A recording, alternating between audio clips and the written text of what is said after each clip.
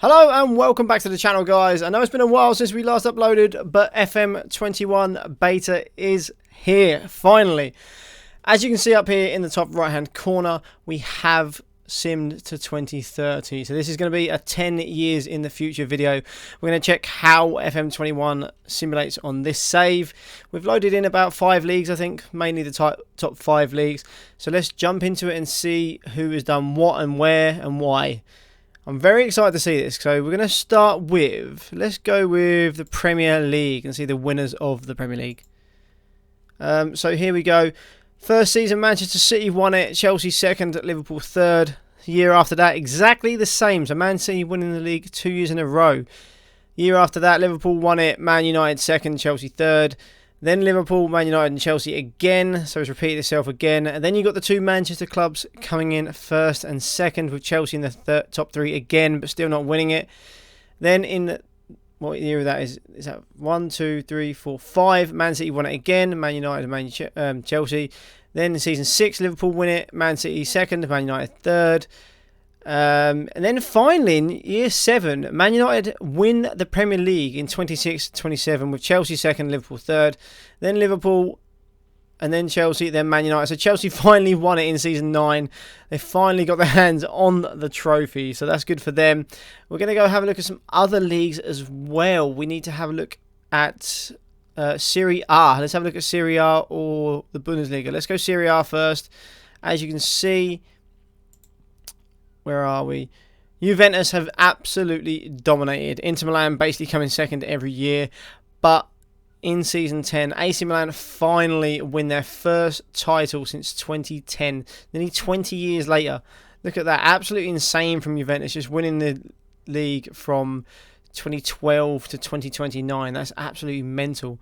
So not really a lot to talk about there, because it's just Juventus' domination, and then finally AC Milan do take the title.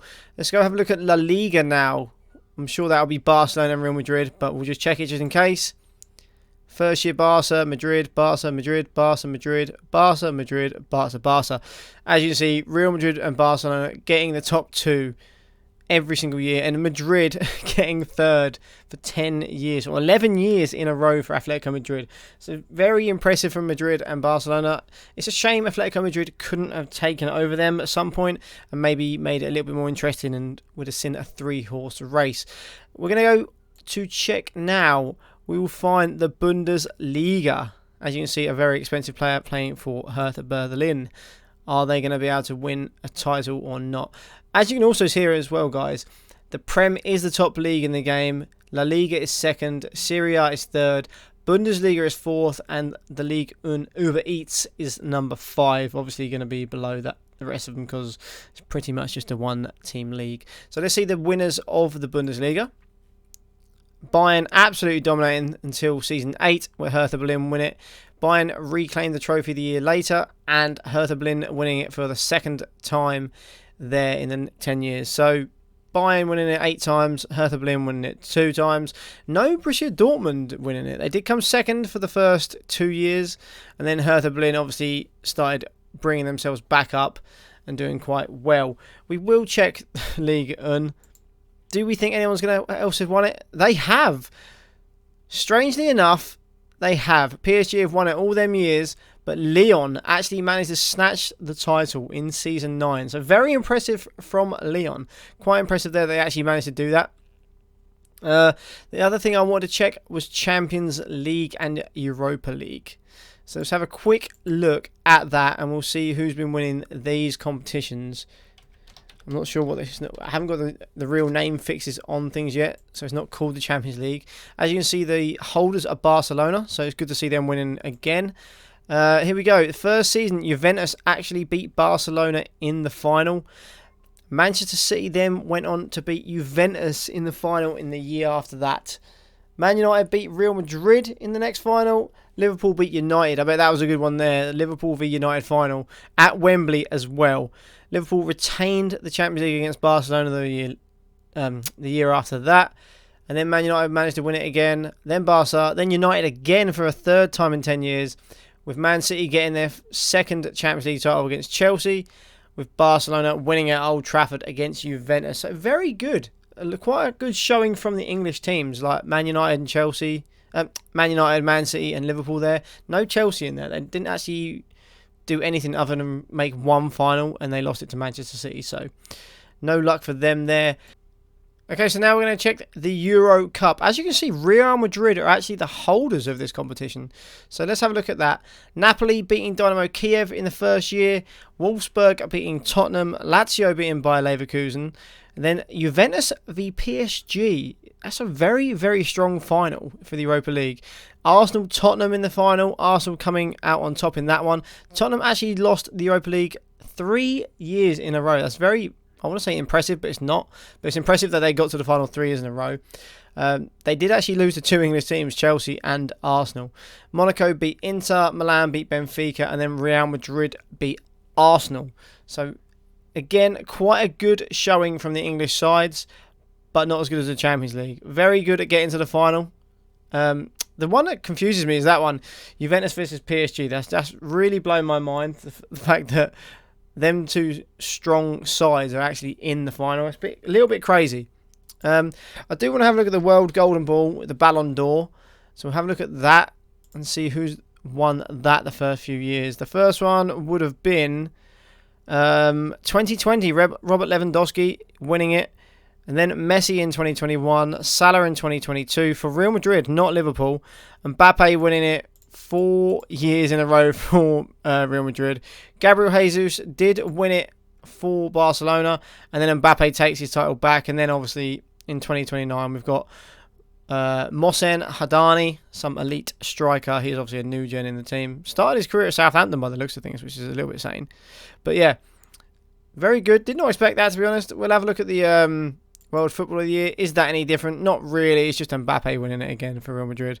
He's probably won it, 6 times there? 1, 2, 3, 4, 5, 6. So that probably puts him at about level, if not 1 behind Lionel Messi. I think Lionel Messi winning it in 2021 probably puts him on 7, which is probably the record. So that's a little bit insane as well. We also do want to have a look at the World Cup. As you can see, France, the holders. Who else has been winning it? In 2022, Brazil beat Portugal. In 2026, 4 years later, Brazil beat Portugal. Ireland actually got 3rd place in the first World Cup of this save, which is very, very odd. Then France, 2030, they've won that. We'll check the European Championships as well, so we can see who's winning them. France, the holders of them again, so obviously France very strong at the moment. Italy beat France in 2021. 3 years later, sorry, because it's not 4 because of the coronavirus and the pandemic. England beat Spain. Come on, it's finally come home. England win a major competition for the first time since 1966. So well done, England there. Absolutely brilliant. I'm curious to see who the manager would have been in 2024. It was Carlo Ancelotti. Fair enough. Gareth Southgate obviously got sacked, or he resigned. Then Sean Dyche. I mean, why would you not get Sean Dyche in as a manager? Ancelotti comes in. So the first time we actually get a good manager in, we win a competition. Who knew? Is there anything else we want to have a look at? I do want to have a look at some of the most expensive players on the game. So we're obviously going to get quite a lot of new gens here. Neil O'Keefe, English player, attacking midfield. He looks absolutely insane. And then we get to here, a 31-year-old Kylian Mbappe.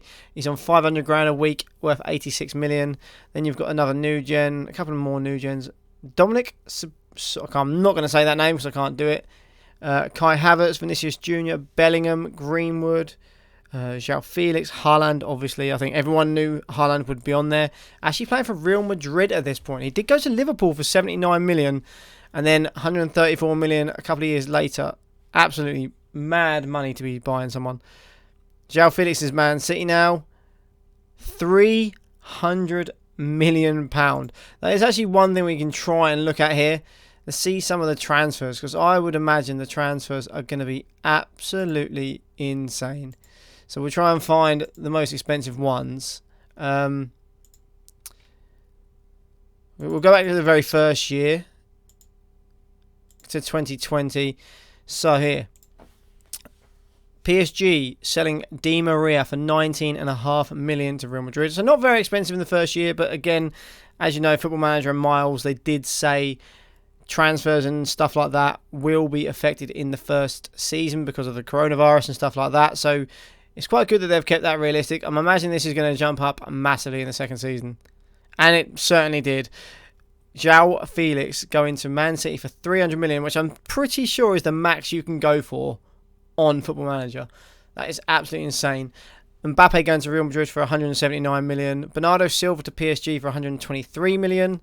And then Salah to Liverpool for 111 million. With Martin Odegaard going to Man United from Real Madrid for 104 million in the second season. That's absolutely insane. We'll go to the third season. Frankie de Jong, the only player to go for over 100 million. 119 to be exact, to United from Barca. Skriniar went to Barca. Bawadu there as well. Go to the next season. Mason Greenwood actually going to PSG for 129 million. Sancho going to Barcelona, not Man United, for 111 million. So Man United did not get their man.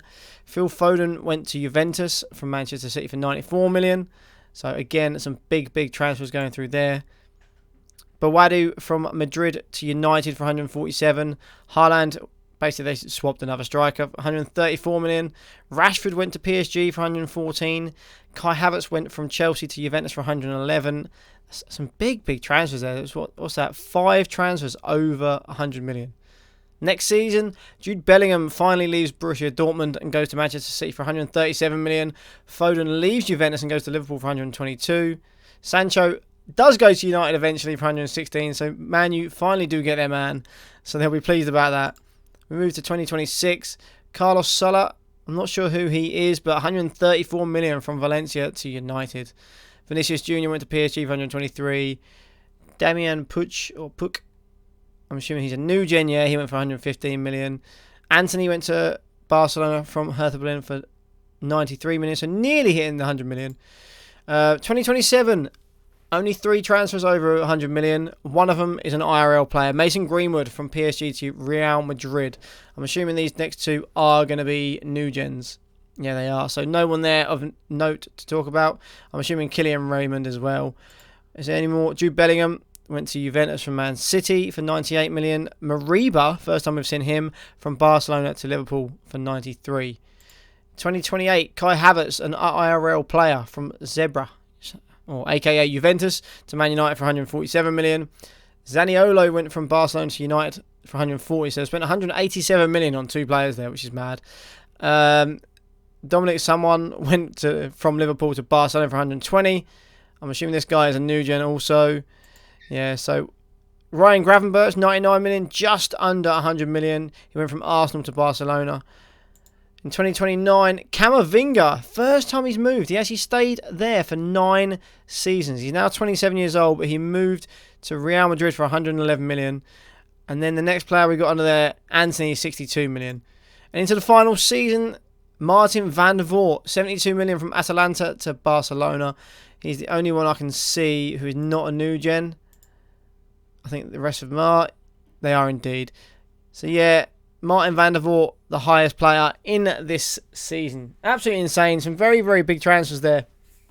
The main one really shocking me, João Felix, 300 million. I've never seen that on any Football Manager before. Ansu Fati there as well, finally moving on from Juventus to Man City. Only 60 million, so I'm assuming he's not as good as he was in certain editions last year. I know he developed very well, but still one to look out for. But yeah, I really do hope you enjoyed the video, guys. If you did enjoy the video, make sure you please like, subscribe, and hit the bell for the notification, because we're going to try and bring some more videos like this. I'm going to probably knock on the head the Let's Plays and stuff like that. They're too time consuming in recording, and with my new job and stuff, I don't have time to record YouTube as regularly as I did. So yeah, really hope you enjoyed the video, guys. Appreciate you watching, and I'll see you on the next one. Peace.